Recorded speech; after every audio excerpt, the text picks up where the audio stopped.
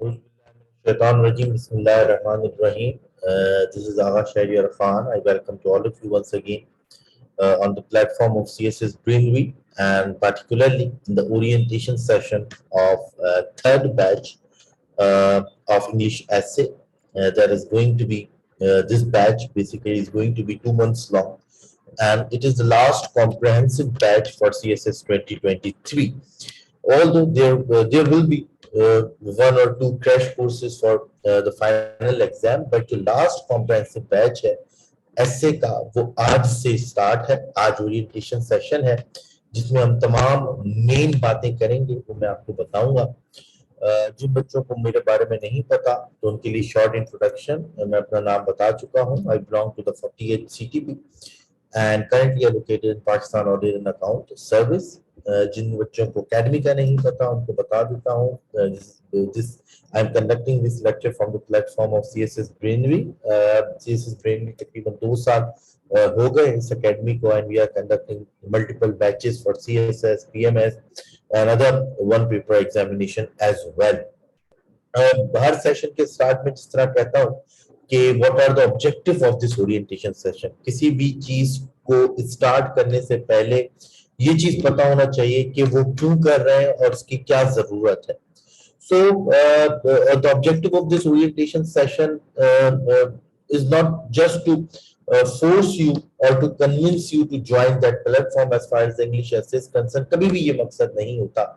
मैं जब भी orientation session ये करता हूँ, the purpose of orientation session is to give you the complete road map of the preparation of that subject. आपको एक पूरा road map provide कर दिया जाए उस subject की preparation का, जिसको आप फॉलो करके एक अच्छी प्रिपरेशन कर पाए, number 1।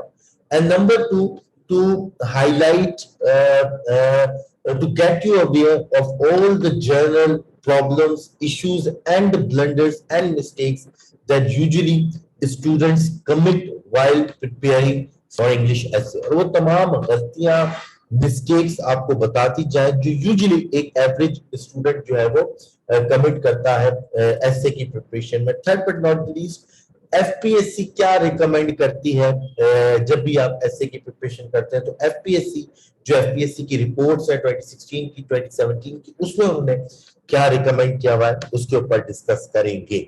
So this is going to be the 40 to 50 minutes session. कल से हमारी क्लासेस जो है, रेगुलर क्लासेस जो है वो स्टार्ट हो जाएंगी। बच्चे रजिस्टर्ड होना शुरू हो गए।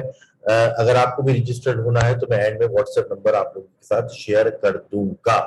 So the salient features of this batch, ऐसा मैंने कहा ये 2 month लॉन्ग बैच है, ठीक है। वैसे हमारा 3 month होता है क्योंकि अब टाइम कम है, तो ये 2 month लॉन्ग बैच है जिसमें 30+ लेक्चर्स होंगे, वीकली मॉक होंगे और 8 मॉक्स, क्योंकि 2 months लॉन्ग बैच है, दैट इज व्हाई 8 मॉक्स जो है वो इसके अंदर मौजूद है। ओवरऑल प्रेजेंटेशन में आज हम क्या डिस्कस करेंगे? आज हम we will try to answer these 4 questions. आज के पूरे सेशन में हम इन 4 क्वेश्चंस के आंसर तलाश करेंगे। The first one is what to prepare in English essay. English essay में क्या प्रिपेयर करना चाहिए। सेकंड क्वेश्चन है हमारा how to prepare English essay. भाई सर मुझे ये पता चल गया कि क्या प्रिपेयर करना चाहिए, ये आप बताएं कि कैसे प्रिपेयर करना चाहिए, ये हम देखेंगे। फ्रॉम वेयर टू प्रिपेयर, वो कौन सी सोर्सेज हैं, वो कौन से प्लेटफॉर्म्स हैं जो एक इंडिविजुअल को या एक एस्पायरेंट को जरूर कंसल्ट करने चाहिए। And then how to improve, because I always believe in can I approach constant and never ending improvement as far as English composition and English essay is concerned। तो ये 4 basic question है जिसके हम जो है वो आंसर्स तलाश करेंगे और इन द एंड आप इस सेशन के एंड में इन चारों के आंसर्स बड़ी आसानी से दे पाएंगे। और फिर ये आपके ऊपर है कि टू ज्वाइन दैट प्लेटफॉर्म या कोई और प्लेटफॉर्म, टीचर अकेडमी ज्वाइन कर लें, सब टू यू। मैं कभी भी किसी की जो है वो बुराई या जो है वो अच्छाई यहाँ पर बैठकर नहीं करता। So the first question is what to prepare. Now this begs the question कि ये सवाल पैदा क्यों हुआ, ठीक है ना। ऐसे में हमेशा ये सवाल पैदा क्यों होता है कि सर कौन सा टॉपिक करूं, कौन सा टॉपिक इंपॉर्टेंट है, 4 से 5 टॉपिक इंपॉर्टेंट बता दें, 10 टॉपिक इंपॉर्टेंट बता दें, ऐसा क्यों होता है। So the basic answer of this question is because there is only one liner syllabus of CSS English essay. English ऐसे का जो सिलेबस है वो सिर्फ वन लाइनर है, ठीक है ना, जहां पे ये लिखा होता है कि भाई आपने ऐसे अटेम्प्ट करना होगा एग्जाम में जिसमें ये फीचर्स जो है वो होने चाहिए, दैट्स इट। इसके अलावा वहां कुछ नहीं लिखा होता कि भाई पॉलिटिकल डोमेन से आएगा, सोशल डोमेन से आएगा, इकोनॉमिक डोमेन से आएगा, करंट अफेयर्स बेस्ड आएगा, लिटरेचर बेस्ड आएगा, कोटेशन बेस्ड आएगा, कुछ नहीं लिखा होगा, ठीक है। अगर आप दूसरी चीजें देखें, दूसरे सब्जेक्ट देखें, इस्लामियात को उठा लें, आप जो है वो जनरल साइंस एंड एबिलिटी को उठा लें, करंट अफेयर्स को उठा लें, आईआर उठा लें, सोशियोलॉजी उठा लें, you will find a comprehensive syllabus, the step by step guide कि भाई क्या प्रिपेयर करना है, ठीक है। हर चीज थ्योरीज में क्या प्रिपेयर करना है, कंटेम्परेरी इश्यूज में क्या प्रिपेयर करना है, प्रॉब्लम्स में क्या प्रिपेयर करना है, बट एट द एंड आपको रिकमेंडेड लिस्ट भी दी होगी बुक्स की कि भाई तमाम बुक्स हैं, इसमें से कोई एक या दो पढ़। बट एज फार एज ऐसे इज कंसर्न ये तमाम चीज मौजूद नहीं है। आप और मुझे ये बात पता, अच्छा फिर आप सिलेबस देखेंगे ना तो उसमें एक और मजे की बात लिखी हुई है इंग्लिश ऐसे में कि student should prepare that he will have to write one or more than one essay in an exam। अभी तक तो मैं एक ही ऐसे लिखते हुए आए, लेकिन अगर जो है एक सेकंड में आपको अगर एग्जैक्ट वर्डिंग बताऊं सिलेबस की, मैं जरा बुक ले लूं।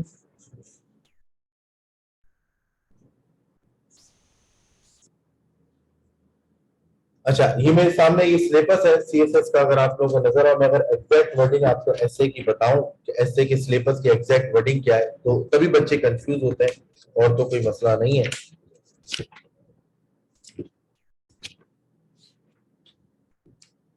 ये देखें इंग्लिश एसए सिलेबस, ये पहले पेज पे लिखा हुआ, क्या लिखा हुआ, सिर्फ 3 लाइन का सिलेबस है कि candidates will required to write one और more essay in English, a wide choice of topics will be given. Candidates are expected to reflect comprehensive and research-based knowledge on a selected topic। और फिर नीचे तरीके लिखे हैं कि ये भाई फीचर्स होने चाहिए। अब ये 2-3 बातें इंपॉर्टेंट है। अभी तक तो हम एक ही ऐसे लिखते हुए आए हैं, सीएसएस में एक ही ऐसे लिखना होता है, 8 से 10 टॉपिक्स आते हैं, लेकिन एक से ज्यादा भी वो कभी दे दे तो आपको लिखना पड़ेगा। कभी आप ये क्लेम नहीं कर सकते कि सर जो है वो एक ही ऐसे आता था, हमारी बारी में 2 ऐसे क्यों आए, क्योंकि उसने सिलेबस में लिख दिया है वन और मोर ऐसे, ठीक है ना। जैसे यूपीएससी में अगर आप इंडियन सिविल सर्विस देखें तो वहां पे 2 ऐसे आते हैं, एक करंट अफेयर बेस्ड आता है नॉर्मली और एक लिटरेचर बेस्ड ऐसे आता है। एनी हाउ अभी तक एक ही ऐसे आता है तो हमें एक ही ऐसे की बात करनी चाहिए, लेकिन ये मैंने आपको सिलेबस बता दिया कि क्यों स्टूडेंट्स ये व्हाट टू प्रिपेयर वाली चीज में कंफ्यूज होते हैं कि सर क्या प्रिपेयर करें, यहाँ पे तो कुछ लिखा ही नहीं, हमें क्या पता क्या टॉपिक आएगा या क्या प्रिपेयर करना चाहिए, पहली चीज, ठीक है। अब आइए उसका जवाब मैं आपको देता हूं कि आपने क्या प्रिपेयर करना है। जब भी हम बात करते हैं व्हाट टू प्रिपेयर वाले चीज की, तो मैं उस चीज को डिवाइड कर देता हूं 2 पार्ट्स के अंदर। जब भी ऐसे में सवाल पैदा होगा कि क्या प्रिपेयर करना है, we usually divide that what to prepare section of this of essay preparation into 2 parts। The first one is technical portion and the second one is theme based preparation। सबसे पहले तो आपने टेक्निकल पोर्शन तैयार करना है ऐसे का। What do we mean by technical portion, कि आपको एक अच्छे इंग्लिश ऐसे की टेक्निकलिटीज पता होनी चाहिए, ठीक है। कि भाई जब भी कोई ये टेक्निकलिटीज किसे कहते हैं ये आपके सामने लिखेंगे कि जब भी कोई ऐसे आता है तो उसका टॉपिक किस तरह कॉम्प्रिहेंड करना है, how to comprehend the title of an English ऐसे। बिकॉज अगर आप पास्ट पेपर्स देखें तो ऐसे के टाइटल भी डिफरेंट तरीके के आते हैं। कभी the title carries the question, sometime title is in the form of statement, sometime title में और का वर्ड होता है, ठीक है। कि for example expanding information technology curves और बेसिक, कभी टाइटल में एंड का वर्ड होता है, social media prospects and challenges, कभी 2 टॉपिक मिक्स होकर आ जाते हैं। फॉर एग्जांपल जैसे कि current geopolitics, changing nature of geopolitics and Pakistan foreign policy, Kashmir issue, Pakistan and the future of Kashmir issue, ठीक है। तो कभी दो टॉपिक मिक्स होकर आ जाते हैं, कभी क्वेश्चन बेस्ड आ जाता है, is Pakistan ready for digital revolution. तो इस तरह के हर पर्टिकुलर टाइप ऑफ टाइटल को डिफरेंट तरीके से डील किया जाता है कि अगर क्वेश्चन बेस्ड टाइटल हो उसको कैसे डील करेंगे, स्टेटमेंट बेस्ड टाइटल हो तो उसको कैसे डील करेंगे, अगर टाइटल में और आ जाए तो क्या दोनों साइड्स पे लिखेंगे, एक साइड पे लिखेंगे, अगर दोनों साइड पे लिखेंगे तो किस प्रोपोर्शन के अंदर लिखेंगे, अगर टाइटल में एंड आ जाए अगेन वही सवाल है दोनों चीजों पे लिखेंगे तो किस प्रोपोर्शन में लिखेंगे। फिर कई दफा टाइटल में एक से ज्यादा पार्ट होते हैं, for example crisis of good governance in Pakistan colon need for reforms and institutional building. अब इस टॉपिक में तीन पार्ट हैं, crisis of good governance, need for reforms and institutional building. तो तीन पार्ट है, तीनों में कितना कितना लिखना है, किस प्रोपोर्शन में लिखना है, किस तरह लेके जाना है। तो सबसे जो की चीज है ऐसे में व्हाट टू प्रिपेयर में और उसके अंदर जो टेक्निकल पोर्शन है उसमें है comprehension of the title of an essay. It is very unfortunate that majority of the academies and teachers that are available in the market fail to conduct a comprehensive lecture on that part of essay preparation. इस चीज को address करने में वो नाकाम रहते हैं। They just start, student को टॉपिक दिया, इंट्रोडक्शन कैसे लिखना है, आउटलाइन कैसे बनानी है, पैराग्राफ कैसे लिखना है, ये चीज बता दी, टॉपिक दिया, उसको लिखना शुरू कर दिया। भाई ये तो बताओ सबसे की फीचर जो है एग्जाम में आप जा रहे हो वो है comprehension of title of English. आज भी मैं ये बोल रहा हूँ, वो बच्चे जो ऐसे ज्वाइन कर रहे हैं उनको पहले दिन भी ये बोलूंगा, जब सेशन खत्म हो जाएगा उस दिन भी उनको ये बोलूंगा कि the good students fail English essay not because they don't know how to write paragraph, they don't know how to write introduction, outline, उस वजह से फेल नहीं होते। Good students, great students fail in English essay because they fail to grasp the topic of English essay, they fail to comprehend the topic of essay। उनको वो topic जो है वो कॉम्प्रीहेंड करने में मसला हो जाता है और वहां पर वो गलती कर जाते हैं और फिर एंड में जो है वो फेल हो जाते हैं। ठीक है, तो इस चीज को कभी भी आपने हल्का नहीं लेना। मेरा पूरा यानी आज के लेक्चर के बाद जो सेकंड लेक्चर होगा वो पूरा ही मेरा कॉम्प्रिहेंशन ऑफ टाइटल के ऊपर होता है, जिसमें हम क्लासिफाई करते हैं पिछले 10 से 15 साल के एसेस को और फिर उसको हम एनालाइज करते हैं कि अच्छा भाई क्वेश्चन बेस को कैसे टेल करेंगे, टू टॉपिक मिक्स होकर आ जाए कैसे करेंगे, कॉलम के साथ जो तीन पार्ट्स होते हैं उसको किस तरह डील किया जाएगा, क्या स्टेटमेंट को भी अपोज कर सकते हैं या स्टेटमेंट बेस्ड ऐसे को अपोज नहीं कर सकते। For example religion has done more harm than good to human society. तो अब ये जो टॉपिक है क्या मैं इसको इसके अगेंस्ट जा सकता हूं, इसके ऊपर भी डिबेट है, क्योंकि जब क्वेश्चन बेस्ड टॉपिक होता है तो हमारी मर्जी होती है कि हम फॉर लिखें या अगेंस्ट लिखें। ठीक है, फॉर एग्जांपल इस Pakistan ready for digital revolution में हमारी मर्जी है कि हम इसके सपोर्ट में जाए अगेंस्ट में जाए, क्या स्टेटमेंट को भी अपोज कर सकते हैं। अगेन ये डिबेट है जो कि कॉम्प्रिहेंशन ऑफ टाइटल में इंशाल्लाह पढ़ेंगे। वंस यू जिसको कोई भी सवाल है अभी फिलहाल चैट के ऊपर जो है वो पूछे, at in the end I will give you 10 to 15 minutes to ask your queries and inshallah I will address your questions as well। अच्छा जी, टेक्निकल क्वेश्चन में आपने टॉपिक को सीख लिया किस तरह करना है। ठीक है, फिर आप टेक्निकल पार्ट के ऊपर आ जाएंगे एसेस के कि भाई आउटलाइन आपको बनानी आनी चाहिए, कॉम्प्रिहेंसिव आउटलाइन आपको बनानी चाहिए। Again there are various methods and methodologies of making outline, हर टीचर का अपना एक तरीका होता है। I am not here to question the method of anyone's outline, but मेरा पूरा जो फोकस होता है कि मैं एक आपको स्टैंडर्ड मेथड बता दूं। ठीक है, सेफ मेथड बता दूं ताकि वो जो करके आप कम से कम सेफ रहें। देन बॉडी पैराग्राफ्स की क्या रूल है, रूल ऑफ थंब क्या है, क्या टेक्निकलिटीज है। ट्रांजिशन पैराग्राफ्स बहुत इंपॉर्टेंट चीज है जो अक्सर हम लोग स्किप कर देते हैं, उसके बारे में आपको पता होना चाहिए। Last but not the least relevant introduction कैसे लिखेंगे और रेलेवेंट कंक्लूजन किस तरह लिखेंगे। तो व्हाट टू प्रिपेयर में सबसे पहले जो आपने प्रिपेयर करना है, चाहे मेरा सेशन ज्वाइन करें या किसी और का करें, टेक्निकल पार्ट्स को के ऊपर ग्रिप कर लें। इन सब चीजों को जो मैंने आपको बताया, comprehension of title, outline making, introduction, conclusion, body paragraphs and transition paragraph, ये 6 चीजों को जो है वो आप अच्छा कर लें, इसके ऊपर ग्रिप कर लें, इसके ऊपर क्या कहना चाहिए आपको जो है ना इसके ऊपर उबूर होना चाहिए। ठीक है, अच्छा, अब इसका ये मतलब नहीं, काफी बच्चे यहाँ पर जो गलती करते हैं, क्योंकि मैंने ये भी कहा था कि one of the goals of this session is to highlight the common mistakes commit by the aspirants.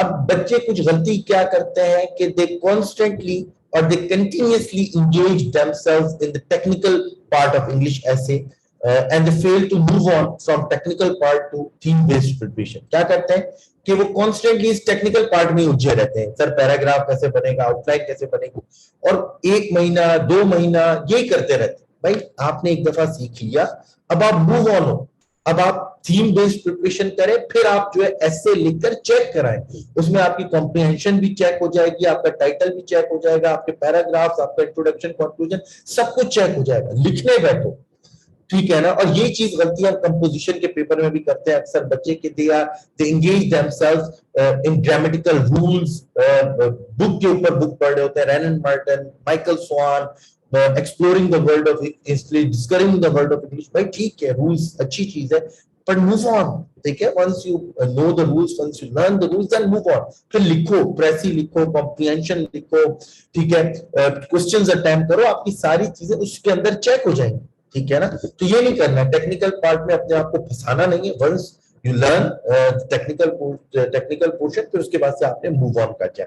अच्छा, यहाँ पर जो मैं एक कंडीशन को जो है वो एक जरा समझे, एक्सेप्टेड समझ रहा हूँ, एक कंडीशन को ये समझ रहा हूँ कि आप सब लोगों को पता है, वो जो बेसिक कंडीशन है ऐसे की, वो मैंने यहाँ पे शायद नहीं लिखी, वो है आपकी गुड इंग्लिश राइटिंग, ठीक है ना।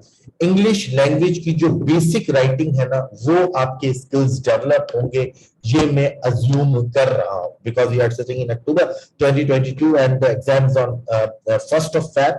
तो बेसिक इंग्लिश स्किल्स आपके पास होंगे। And what do we mean by basic English skills? आपको टेंसेस का पता होगा, आपको सीक्वेंस ऑफ टेंसेस का पता होगा, जिससे आपकी अंग्रेजी जो है आपकी एक वोकैबुलरी पर्टिकुलर लेवल पर होगी, जिससे आप कम से कम सिंपल अंग्रेजी लिख पाते होंगे, ठीक है जी। मैं बता रहा हूँ कि अगर इसी से अनीबा का सवाल है, अनीबा ने कहा है कि सर जो बिगिनर्स हैं उनको जो है वो कितना टाइम लगेगा ऐसे करने के लिए? मुझे किसी ने कहा 4 से 5 ऐसे को रट्टा मार लें और फिर आप पढ़ेंगे ऐसे। नहीं, ऐसा नहीं है। देखिए, मैंने कहा कि जो बेसिक कंडीशन है अगर वो फुलफिल्ड है, if you know how to write in English language, if you know the basics of English language such as tenses and the sequence of tenses, फिर आपको टाइम नहीं लगेगा, फिर आपको 1 से 2 महीने लगेंगे, जिसमें आप ना सिर्फ टेक्निकल पार्ट सीखेंगे, थीम बेस्ड प्रिपरेशन करेंगे, 8 से 10 ऐसे चेक भी कराएंगे, फिर आपको टाइम नहीं लगेगा। बाकी ये जो बातें हैं कि 4 से 5 ऐसे रट्टा लगा के चले जाओ, जो भी आए उसमें से ही लिख देना, that is why majority of our students fail. Sir should we work on theme wise? अच्छा, इसके ऊपर मैं बात करूंगा Ramsha. Sir is rich vocabulary a prerequisite to pass essay? अच्छा, इस सवाल का भी बात कर लूं क्योंकि it deals with the technical portion. Ayesha Humaira कह रही हैं कि सर वोकैबुलरी का क्या करें, क्योंकि अक्सर हमने टीचर्स को देखा है, दे आर सेइंग कि भाई रिच वोकैबुलरी होनी चाहिए। तो मैं आपको बता दूं कि वोकैबुलरी का क्राइटेरिया क्या है। वोकैब आपकी जो है वो डाइवर्स वोकैब होनी चाहिए, ठीक है ना। पहली चीज, जानबूझ के मुश्किल वर्ड यूज नहीं करना, ठीक है ना। Use simple vocabulary, simple vocabulary use करनी है। क्राइटेरिया यह है कि एक पैराग्राफ में कोशिश ये करनी है कि एक वर्ड रिपीट ना हो, एंड दैट इज इट।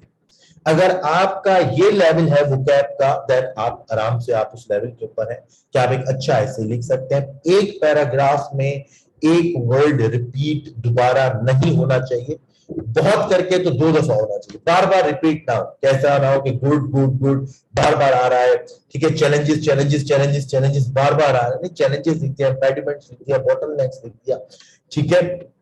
तो इस तरह की चीज, ये है वोकैबुलरी का क्राइटेरिया कि आपकी लैंग्वेज मोनोटोनस नहीं होनी चाहिए, डाइवर्स वोकैबुलरी होनी चाहिए। आपके वोकैबुलरी का एक पर्टिकुलर आपके पास पूल ऑफ वर्ड्स होना चाहिए to use that words in your paragraph. जानबूझ के मुश्किल वर्ड्स, फ्लैबरजेस्टेड और कॉम डिग्रेज और जो है वो इस तरह के वर्ड्स जो है वो आप सिंक्वानन, इस तरह के वर्ड्स जानबूझ के यूज नहीं करते। मैं वोकैबुलरी के ऊपर भी बात कर लेता हूँ, ठीक है। वोकैबुलरी आपको अच्छी करने के लिए 2 तरीके होते हैं, या तो जीआरई की लिस्ट करें, और दूसरा सबसे अच्छा तरीका है कि कुछ भी पढ़ें, उसके वर्ड्स अपने पास नोट करते रहे, जो भी आपको डिफिकल्ट वर्ड लगे, और उसको कोशिश करें यूज करें अपने पैराग्राफ्स के अंदर। इसके ऊपर आता हूं, ठीक है। अच्छा, मैंने कभी भी ये जो कहते हैं ना, अच्छा इसके लिए एक वर्ड है वोकैबुलरी कि try not to impress the examiner through your vocabulary. कभी भी एग्जामिनर को वोकैबुलरी से इंप्रूव करने के लिए ना करें, पहली चीज। इसी पॉइंट के ऊपर एक और जुमला कह रहा हूं, उसको याद रखना, जो मैं आगे भी बोलना चाह रहा था लेकिन इसी टेक्निकल पोर्शन के ऊपर कह रहा हूं कि essay is not the exam of is not the exam to check your command over English, ठीक है। ऐसे अंग्रेजी जबान को चेक करने का इम्तिहान नहीं है, ये बात याद रखना।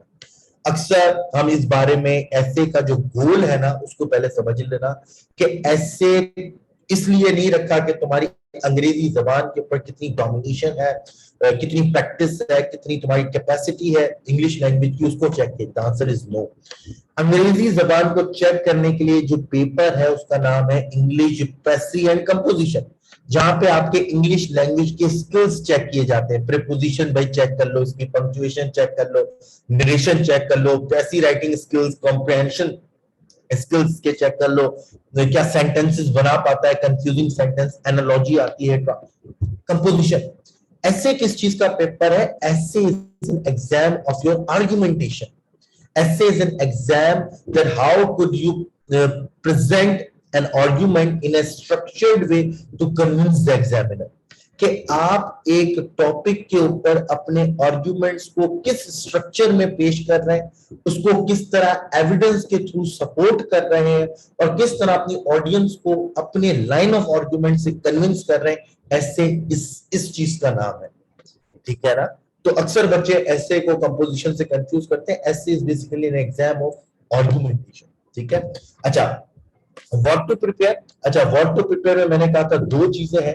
टेक्निकल पोर्शन कवर करना है, once you have done with technical portion, फिर आपने थीम बेस्ड ऐसे प्रिपरेशन करनी है। क्या करनी है? Theme based. अच्छा, अब सवाल ये पैदा होता है कि थीम बेस्ड और इश्यू बेस्ड प्रिपरेशन, या हाउ टू प्रिपेयर वाला पार्ट भी मैं कर रहा हूं कि थीम बेस्ड और इश्यू बेस्ड प्रिपरेशन में क्या फर्क होता है, इश्यू बेस्ड प्रिपरेशन और टॉपिक बेस्ड प्रिपरेशन में क्या फर्क होता है। अक्सर बच्चे जो गलती करते हैं वो ये करते हैं कि वो क्या करते हैं, टीचर के पास जाते हैं, टीचर ने एक टॉपिक दिया कि for example is does world peace a utopian dream, is world peace a utopian dream, एक टॉपिक है। बोला कि भाई कल लिख के ले आना, कल नहीं 2 दिन बाद लिख के ले आना। ऐसे हो गया और ऐसे लिख के ले गया। फिर टीचर ने दूसरे हफ्ते टॉपिक दिया disaster management and government preparedness, फिर वो गया, फिर उसके ऊपर ऐसे लिखकर आया। ये है टॉपिक बेस्ड प्रिपरेशन, ये नहीं कर। क्योंकि अगर आप 100 टॉपिक भी प्रिपेयर कर लें तो इस बात की कोई सर्टेनिटी श्योरिटी नहीं है कि पेपर उसी में से आएगा। आपने क्या करना है, आपने थीम बेस्ड प्रिपरेशन करनी है। थीम क्या है कि आपने थीम उठा लेने, एजुकेशन का थीम उठा लिया, उसको हर तरीके से पढ़ा, इस तरीके से कि उसके ऊपर कोई भी टॉपिक आ जाए you can write on that topic. Democracy का टॉपिक ले लिया, उसको इस तरीके से प्रिपेयर किया कि कोई भी टॉपिक आ जाए तो उसको आप ले सकते हैं। हाइब्रिड वॉरफेयर का एक डायमेंशन, एक थीम ले लिया, उसको प्रिपेयर किया। आर्टिफिशियल इंटेलिजेंस का थीम ले लिया, उसको प्रिपेयर किया। मीडिया का थीम ले लिया, उसको प्रिपेयर किया। तो थीम बेस्ड प्रिपरेशन आपने करनी। अब ये सवाल पैदा होता है कि सर कौन सी डायमेंशंस हमने, कौन से थीम्स हमने कवर करने चाहिए और कौन से थीम्स हमने नहीं कवर करने चाहिए, क्योंकि ऐसे के सिलेबस में ऐसा कुछ भी नहीं लिखा हुआ, ठीक है।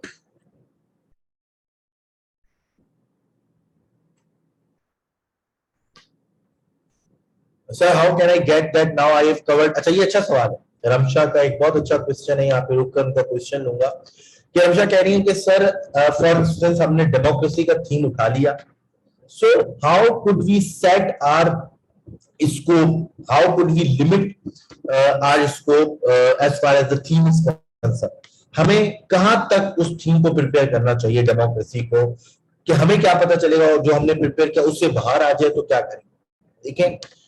अगेन, ठीक है, इसकी ऑब्वियस सी बात है, आउटलायर केसेस तो मौजूद है और प्रोबेबिलिटी तो है, लेकिन आपने थीम को किस तरह प्रिपेयर करना है, जो मैक्रो लेवल के ऊपर चीजें वो प्रिपेयर करने। फॉर एग्जांपल अगर डेमोक्रेसी है तो व्हाट, वेयर, हाउ, व्हेन, ये सब चीजें प्रिपेयर कर लें। डेमोक्रेसी क्या है, ठीक है, इसकी जो है वो एडवांटेजेस, डिसएडवांटेजेस क्या हैं, कंटेम्प्रेरी चैलेंजेस क्या हैं, कंटेम्प्रेरी को सॉल्यूशंस किस तरह कर सकते हैं, डेमोक्रेसी को एजुकेशन से किस तरह कनेक्ट होता है, डेमोक्रेसी डेवलपमेंट से कनेक्ट किस तरह होती है, democracy gender equality gender development से कनेक्ट किस तरह होती है, ये सारी चीज। फिर थोड़ा पास्ट पेपर्स पे आप नजर डालेंगे, again you will get an idea कि भाई डेमोक्रेसी की जो थीम है उसके ऊपर किन किन डायमेंशन में एग्जामिनर पूछ सकता है। अगर आप एक साल से या पिछले 6 महीने से न्यूज़पेपर पढ़ती आ रही है, again you will have an idea कि भाई क्या क्या डायमेंशन इस तरह कंटेम्प्रेरी।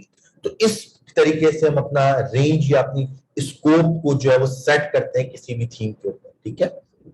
अच्छा, तो सेकंड पार्ट है जी, सेकंड और थर्ड पार्ट में वेयर टू प्रिपेयर कि भाई थीम में कौन से थीम प्रिपेयर करना है, हमें कैसे पता चलेगा कि सर कौन से थीम प्रिपेयर करें। तो इस चीज को मैं डिवाइड करता हूं, ट्रेडिशनल थीम्स एंड करंट या कंटेम्प्रेरी थीम्स, ठीक है। दो तरीके के आपने थीम्स को प्रिपेयर करना है, या हम करेंगे इंशाल्लाह। ट्रेडिशनल थीम्स और current important themes. Traditional themes तीन है, एजुकेशन, डेमोक्रेसी और जेंडर रिलेटेड या फेमिनिज्म। अगर ये तीन थीम्स आप कर लें तो इस बात की मैं आपको श्योरिटी देता हूं कि एग्जाम में आप एक ना एक टॉपिक बड़ी आसानी से अटेम्प्ट करेंगे, डेमोक्रेसी, एजुकेशन और जेंडर बेस्ड ऐसे या फेमिनिज्म। अब ये इतना बड़ा मैं क्लेम कैसे कर रहा हूं कि ये तीन थीम अगर आप ट्रेडिशनल थीम्स कर लें, मैं ये नहीं कह रहा कि सिर्फ तीन ही कर लें, मैं ये कह रहा हूं कि अगर आप ये तीन कर लें तो आपको वो जो अनसर्टेनिटी वाला एलिमेंट है वो खत्म हो जाएगा। देन आपको कंफर्म होगा कि भाई इन तीनों में से कोई ना कोई दिखाना है और मैं अटेम्प्ट कर। अब इसका क्या प्रूफ है? इसका प्रूफ जी पास पेपर्स है। अगर आप पिछले 10 साल के 8 साल के पास पेपर्स देख लें तो हर साल एजुकेशन, डेमोक्रेसी, जेंडर इक्वलिटी या फेमिनिज्म, इन तीनों पे या इन तीनों में से दो में, और at least there will be a one topic on at least one theme. एक थीम के ऊपर तो एक टॉपिक जरूर है। आइए देखते हैं 2021 का पेपर है, meaning and purposive education, education से आ गया जी, ठीक है। जेंडर इक्वलिटी या पॉपुलर स्लोगन कहां से आ गया? ये हमारे पास जेंडर इक्वलिटी और फेमिनिज्म से आ गया। तो दो थीम, ट्रेडिशनल थीम्स इस पेपर में मौजूद है। आगे बढ़े, 2020 का पेपर जी, women universities as an agent of change, again gender based ऐसे, ठीक है। Polarised politics, the issues and challenges of democracy in Pakistan, democratic based ऐसे। तो एटलीस्ट यहाँ पर हमारे पास दो चीजों से आ गया ट्रेडिशनल थीम से। आगे बढ़ते हैं जी, 2019 का पेपर, ठीक है जी। Democracy and illiteracy do not move together, again democracy के ऊपर बेस्ड ऐसे हमारे पास यहाँ पर मौजूद है। Classroom decide the future of nation, education based ऐसे हमारे पास मौजूद है। And the new waves of feminism in our culture, feminism और जेंडर इक्वलिटी के ऊपर भी हमारे पास ऐसे मौजूद है। तो तीनों ट्रेडिशनल थीम्स 2019 में मौजूद है। 2018 का पेपर देख लेते हैं जी, higher education ills and remedies, education के ऊपर हमारे पास पेपर में मौजूद है। Democracy in Pakistan, hopes and democracy के ऊपर हमारे पास जो है वो मौजूद है ऐसे, ठीक है जी। तो आप फिर आगे बढ़ जाए जी, 17 को हम ले लें, ठीक है। Feminism is not really a third world issue, feminism के ऊपर हमारे पास जो है वो ऐसे यहाँ पर मौजूद है। तो ये तीन ट्रेडिशनल थीम सबसे पहले आपको प्रिपेयर करने चाहिए, क्योंकि इससे जो है वो आपकी जो अनसर्टेनिटी का लेवल है वो खत्म हो जाएगा, क्योंकि हर साल तीनों तीनों में से कोई दो या एक तो मौजूद ही है। सर 22 में से इन ऐसे में से कोई नहीं आया था? अच्छा चले जी 22 का ऐसे चेक कर लेते हैं किस आया था या नहीं आया था।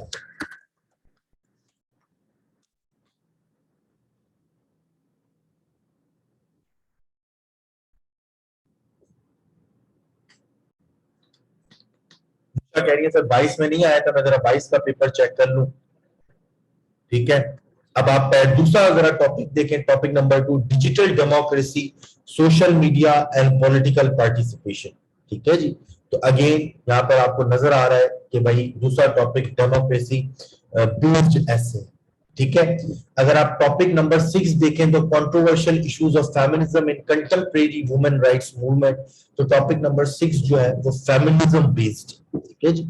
ऐसा अभी तक कोई भी पेपर नहीं है जिसमें से ये तीनों थीम्स गायब, ठीक है ना। इन तीनों में से दो या एक जरूर मौजूद होगा, ठीक है जी। ठीक है जी, निम्रा या इकरा या निशा, या आप देख लें, ठीक है जी। अच्छा, अब हमारे ये दो पार्ट हमने ओरिएंटेशन सेशन स्टार्ट किया था to basically try to answer these four questions: what to prepare, how to prepare, from where to prepare, and how to prepare. थोड़ा सा recap. What to prepare में मैंने आपको कहा दो पार्ट्स होते हैं, technical portion and theme based preparation, दोनों को डिस्कस किया.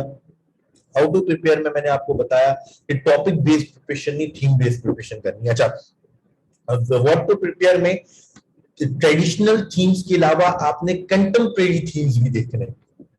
कंटेम्परेरी का क्या मतलब है भाई, करंट सिचुएशन में क्या चल रहा है. अगर मैं भी आपको बताऊं तो दो तीन थीम्स तो डायरेक्ट है. For example national disaster, floods, massive level के ऊपर फ्लड्स आए, there is a huge loss to our economy, क्या कहना चाहिए, इंफ्रास्ट्रक्चर. तो उसके ऊपर एक बहुत इंपॉर्टेंट है, आपको नेशनल डिजास्टर के ऊपर थीम प्रिपेयर करना चाहिए.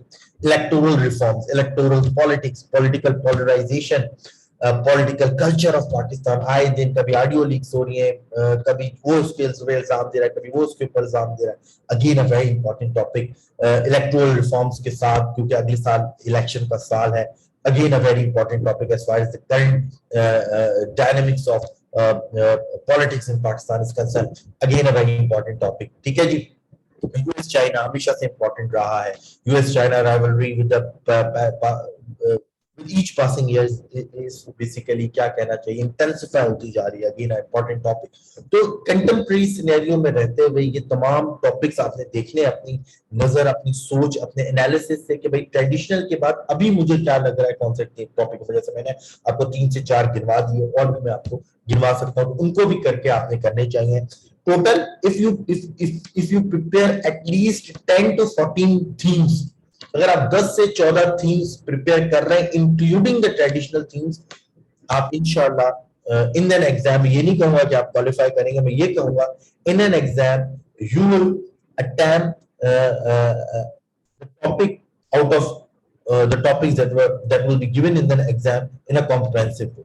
You will be in the position to attempt a single topic or one or two topics in an exam in a comprehensive way. आप इस पोजीशन में हो जाएंगे कि कोई सा भी पेपर आए, आप एक या एक से ज्यादा टॉपिक बड़े अच्छे तरीके से प्रिपेयर या अटेम्प्ट कर पाएंगे. ठीक है जी. Now come to the portion, the third question, that is where to prepare. Sir ये तो आपकी बात समझ में आ गई, क्या प्रिपेयर करना है हम सीख लेंगे, थीम बेस्ड प्रिपरेशन भी हमने कर ली. अब इसके लिए रीडिंग मटेरियल कहां से पढ़ें. ठीक है ना, क्योंकि देखिए मैं हमेशा कहता हूं, if you want to qualify English essay, your each and every argument should be substantiated with evidence. आपका हर आर्गुमेंट्स एविडेंस के साथ सब्सटेंशिएट होना चाहिए. ठीक है ना. अगर आप ये कह रहे हैं कि फॉर एग्जांपल कि फ्लड्स ने काफी तबाही मचाई, तो आपके पास डाटा होना चाहिए. ठीक है. अगर आप ये कह रहे हैं कि फेक न्यूज जो सोशल मीडिया के थ्रू से डेमोक्रेसी पे एडवर्स इंपैक्ट क्रिएट होना है, तो आपके पास या कोई एग्जांपल, केस स्टडीज या डाटा होना चाहिए. तो ईच एंड एवरीथिंग के लिए आपको एविडेंस चाहिए, आर्गुमेंट्स चाहिए, स्टैटिस्टिक्स चाहिए, केस स्टडीज चाहिए, प्रूफ चाहिए. उसके लिए आपकी अच्छी रीडिंग होना जरूरी है. इसके लिए आप याद रखिएगा, कोई भी रेडीमेड बुक ना पढ़े. ठीक है. कोई भी रेडीमेड बुक नहीं लेनी. कोई भी किसी जो अक्सर मैं देखता हूँ students by the guides of different academies, वो आपने नहीं लेनी. उसमें ऑब्सोलीट इंफॉर्मेशन होती है, उसमें जो है वो क्लीशे स्टेटमेंट्स होते हैं, उसमें रिपीटेटिव इंफॉर्मेशन होती है, क्रैम्प्ड नॉलेज होती है, वो आपने नहीं करनी.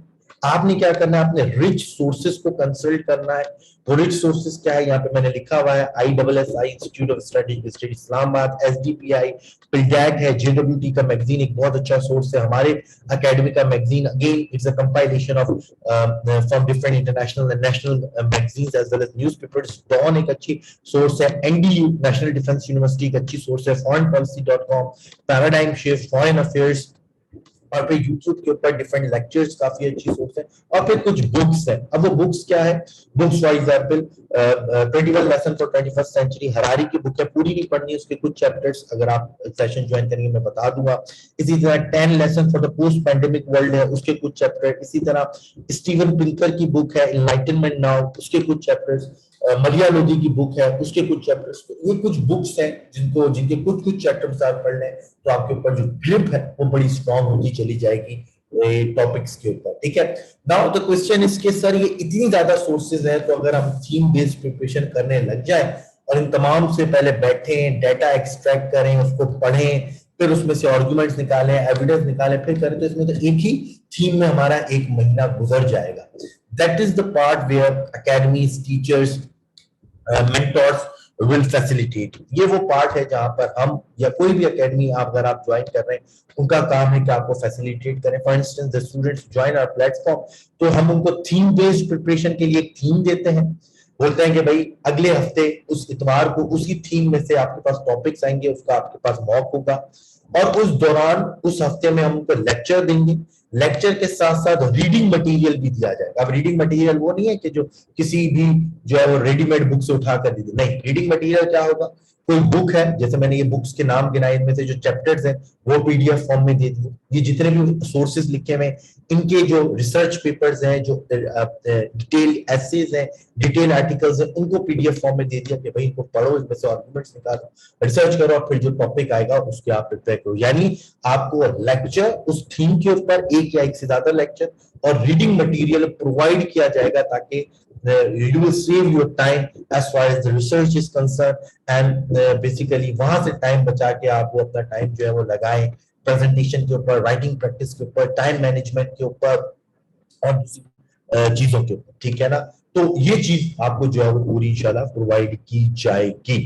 तो ये हो गया वेयर टू प्रिपेयर वाला पार्ट. इसमें जो एक दो चीजें ख्याल रखनी है, पहली चीज ये ख्याल रखना है कि क्रैम्ड नॉलेज के ऊपर नहीं जाना, रटी रटाई बुक्स के ऊपर नहीं जाना. यहाँ पे एग्जामिनर एफपीएससी रिपोर्ट 2018 में भी उसने लिखा है कि क्रैम्ड नॉलेज के ऊपर नहीं जाना, स्टीरियोटिपिकल इंफॉर्मेशन के ऊपर नहीं जाना, अच्छे सोर्सेज को कंसल्ट करना है. और दूसरी चीज का जो ख्याल रखना है फ्रॉम वेयर टू प्रिपेयर वाले पार्ट में, कि अगर रिसर्च खुद से भी करनी है तो इस तरह नहीं करनी कि महीना गुजर गया, 1.5 महीना गुजर गया, 2 महीना गुजर गया और एक ही थीम के ऊपर लगे हुए, इस तरह नहीं कर. क्योंकि देखिए ना, आपको मल्टीपल थीम्स प्रिपेयर करने हैं, 10 to 14, जैसा कि मैंने कहा.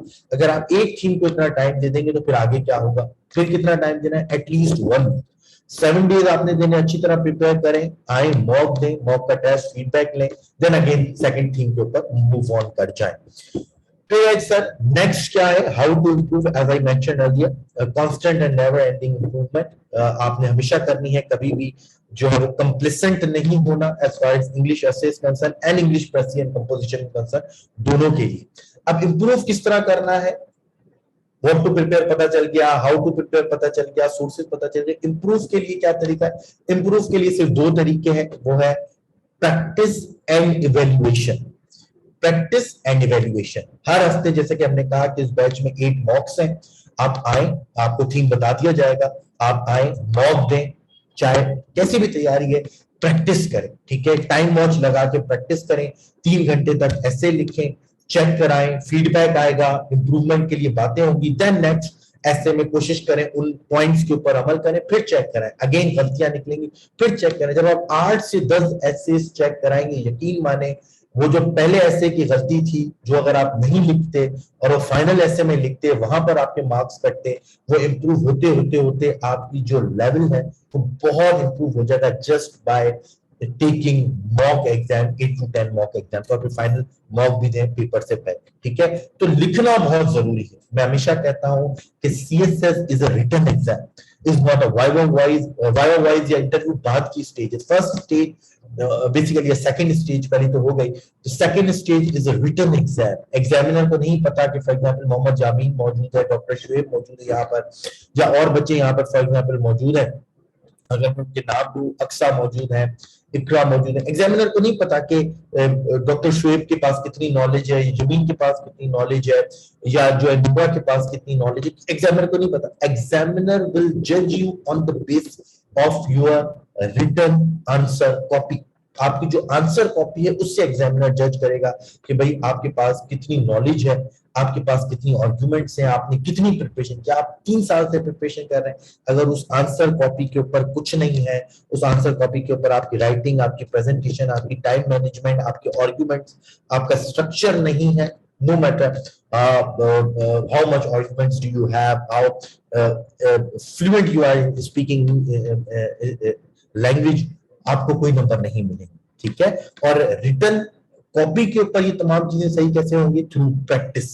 हर हफ्ते अगर आप ऐसे लिखेंगे आप देखेंगे ग्रेजुअल इंप्रूवमेंट आएगी. Still we have 3 months left, ample amount of time as far as the essay is concerned. So brush up your essay skills. कैसे? Through writing practice, through taking mocks, proper evaluation. ठीक है जी. Sir do you evaluate online? जी वलीक, हमारा तरीका ये होता है क्योंकि इतना टाइम है नहीं कि आप मुझे भेजें मैं आपको भेजूं अगेन. कैसे करते हैं? आप हमें एक प्लेटफॉर्म है वो मैं आपको बताऊंगा, वहां पे आप अपना ऐसे सबमिट कराएंगे, आपको ऐसे आ जाएगा.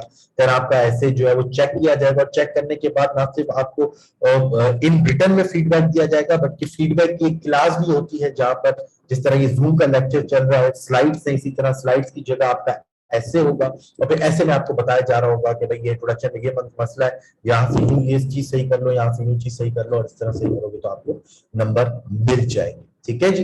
सो ये था इन चारों क्वेश्चंस के जवाब. What to prepare, how to prepare, where to prepare, and how to improve. Last but not the least, आपको बता दूं selling features of our batch that is going to start from tomorrow. 2 months batch, 8 theme based preparation. उसके 8 मॉक्स होंगे, सबके lectures, सबकी reading material आपको provide कर दिया जाएगा. 30+ लेक्चर्स होंगे आपके साथ इंशाल्लाह. काफी बच्चे रजिस्टर्ड हो चुके हैं. अगर आपको रजिस्टर्ड होना है तो मैं यहाँ पे नंबर लिख देता हूँ व्हाट्सएप का. आप जो है व्हाट्सएप के ऊपर अपना मैसेज करें, इंशाल्लाह आपको रिप्लाई आएगा. And if you have any issue as far as the fees is concern, feel free to discuss with me on that number. आप डिस्कस करें किसी को भी फीस का इशू है, इंशाल्लाह we will try to find out क्या कहना चाहिए, find out the optimum way और मिडिल ग्राउंड जहां पर आपको भी मसला ना हो और हमें भी इशू ना हो. किसी को भी मसला है तो डोंट फील शाय और don't hesitate because when I was a student, हर एक को स्टूडेंट लाइफ में ये इश्यूज होते हैं as far as the finances are concerned और खास तौर पर सीएसएस में तो ज्यादा होते हैं बिकॉज आपकी एज ऐसी होती है. तो इसमें शाय करने की बात नहीं. if you are facing such issue, feel free to discuss with me on that WhatsApp number. Otherwise registration करनी है, इंफॉर्मेशन चाहिए, सिर्फ व्हाट्सएप करें, आपको हर चीज यहाँ पर मिल जाएगी. नाउ अगेन सर टाइम बता दें, यूजुअली हमारी क्लास 5 बजे होती है जी. But again the students who are working, who are doing basically a full-time job or basically taking lectures and classes from other academies as well, तो हम ये भी करते हैं कि हर लाइव क्लास की वीडियो रिकॉर्डिंग उसी दिन हम आपको शेयर भी कर देते हैं ताकि वो स्टूडेंट जो लाइव क्लास ना ले पाए वो अपने घर में अपनी टाइम फिजिबिलिटी और स्केड्यूल फिजिबिलिटी के हिसाब से वो लेक्चर देख पाए. और कोई सवाल जी? अब आपके क्वेश्चंस को आंसर करूंगा, otherwise this is the end of the session and इंशाल्लाह we will meet tomorrow with regular classes. WhatsApp number यहाँ पे मेंशन है. If you need any info, just contact and inshallah we will meet in the first regular class of English essay. और first regular class का जो हमारा topic है वो है टेक्निकल पोर्शन को हम स्टार्ट करेंगे और पहला लेक्चर होगा comprehension of the title of an English essay. किसी को कोई सवाल है तो यस और नो में बताएं, अदरवाइज हम इस सेशन को फिर कंक्लूड करते हैं.